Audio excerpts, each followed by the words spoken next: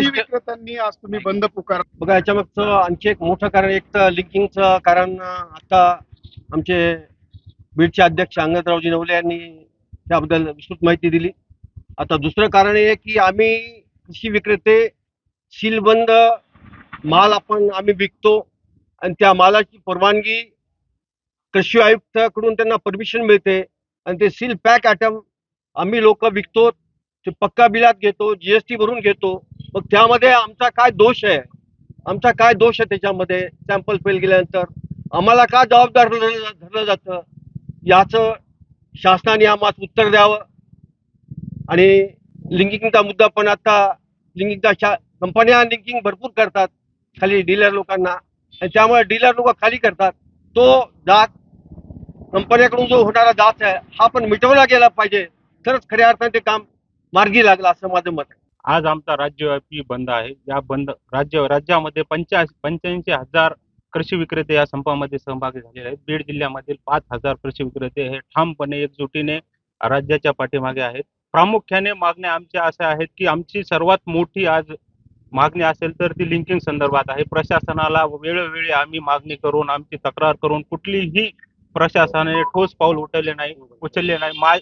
माझे राज्य कृषी मंत्री भरणे मामा यांना विनंती आहे की तुम्ही याकडे दुर्लक्ष न करता आमच्या प्रामुख्याने ज्या लिंकिंगच्या मागण्या असतील, आमच्या सॅम्पल फेलचे मागण्या असतील, ज्या आमच्या मागण्यात आम्ही तुम्हाला आमच्या पत्राद्वारे कळवलेल्या आहेत, त्यावर भरणे मामांनी व्यवस्थितरित्या अभ्यास करून आमच्या त्वरित मागण्या मान्य करावा. नसता पुढील येणाऱ्या संकटाला शेतकऱ्याचा खरीप हंगाम तोंडावर आहे.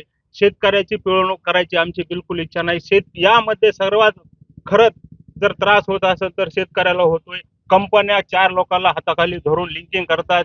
ते 4 लोक किरकोळ विक्रेत्याला लिंकिंग करतात. किरकोळ विक्रेते काय करणार? किरकोळ विक्रेते शेतकऱ्यांना या प्रक्रियेमध्ये प्रामुख्याने भरडणारा प्रमुख व्यक्ती आहे तो आहे शेतकरी. शेतकऱ्याचा जर खरंच कळकळा असेल, जसं पंतप्रधान मोदी महोदय म्हणतात शेतकऱ्याचे उत्पन्न डबल व्हायचे, डबल उत्पन्न हो. तुम्ही 4 कंपन्याच्या तोंड घाशी घालण्यासाठी आमच्या शेतकऱ्याचा तोंडातला घास घेताय. शेतकऱ्याला इतका मोठा खऱ्या अर्थाने या पूर्ण प्रक्रियेमध्ये भरडला जाणारा एकमेव व्यक्ती आहे तो शेतकरी. हे प्रशासन शेतकऱ्यासाठी काम करतंय का 4 कंपन्यांसाठी काम करतंय? हा आमच्या संघटनेचा त्यांना खूप प्रमुख असा प्रश्न आहे.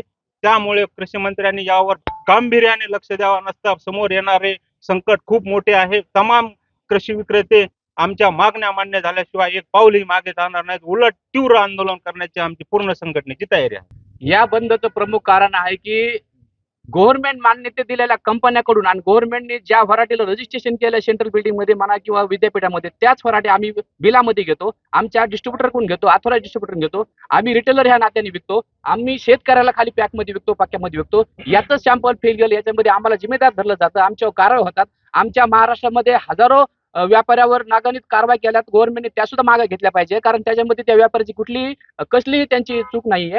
खत लिंकिंगचा सगळ्यात मोठा विषय आहे. कंपनी ज्यावेळेस आम्हाला 10 टन युरिया किंवा 10 टन DAP नावाचं खत देते, त्या खताबरोबर कमीत कमी 1 ते 1.25 लाख रुपयाचं इतर मटेरियल देते. इतर मटेरियल हे खराब आहे असं आम्ही कधी म्हणणार नाही, पण आम्हाला त्याची आज गरज नाही. आमच्या शेतकऱ्याला त्याची आज गरज नाही. आता सध्या कशाचा विषय आहे? आता सध्या पुढचा हंगाम आहे तो कापूस, बाजरी आणि इतर पिकाचा हंगाम आहे. त्याला लागणारी पिकं पाहिजे, त्याला लागणारे उत्पादक पाहिजे. ते उत्पादक आम्हाला जेव्हा पाहिजे तेव्हा आम्ही घेऊ. नॅनो युरियाचा विषय असेल, नॅनो DAPचा विषय असेल, सल्फरचा विषय असेल, PDM पोटॅशचा विषय असेल, हे उत्पादक चांगले आहेत किंवा नाहीत हा आमचा विषय नाही, पण ते आम्हाला आज नको. आणि जर पाहिजे असेल तर ते आम्ही वेगळे घेऊ ना.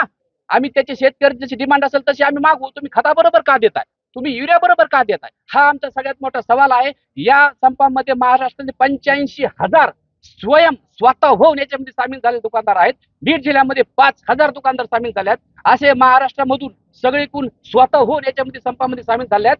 आणि हा जो कडकडीत बंद आहे हा तळतळीने केलेला बंद आहे. हा काय कुठल्या एखाद्या राजकीय नेत्याने किंवा कुणी संप केलेला नाही. हा व्यापाऱ्याचा संप आहे आणि व्यापाऱ्याला कुणी कमी समजून आहे. व्यापारी ताकद खूप मोठी ताकद आहे. कृषी व्यापाऱ्याला गव्हर्नमेंटनी कृषी मंत्र्यांनी कमी समजून आहे. आज आमची जी तळतळ आहे, आमच्या लेकराबाळाचा प्रश्न आहे. आज आम्हाला जर खतामध्ये लिंकिंगमुळे जर आमचं जर नुकसान होत असेल, आमच्या शेतकऱ्याचं नुकसान, आम्ही बी कुठेतरी शेतकऱ्याची मुलं आहोत, आमच्याकडे बी जमिनी आहेत. आमची जमीन जर नापीक झाली, आमच्या जमीन जर तुमच्या त्या उत्पादक म्हणून नापीक झाली, त्याला जर उत्पन्न मिळणार नाही, एकंदरीत सर्व जर आपण विचार केला तर ह्याच्यामध्ये आपल्या भारताचं आपल्या देशाचं सुद्धा नुकसान आहे. तुम्ही असे उत्पादक बंद करा आणि आम्हाला जे खत लागतंय तेच खत द्या आणि आमच्या शेतकऱ्याला तेच खत उपलब्ध करून द्या. हाच आमची मागणी आहे.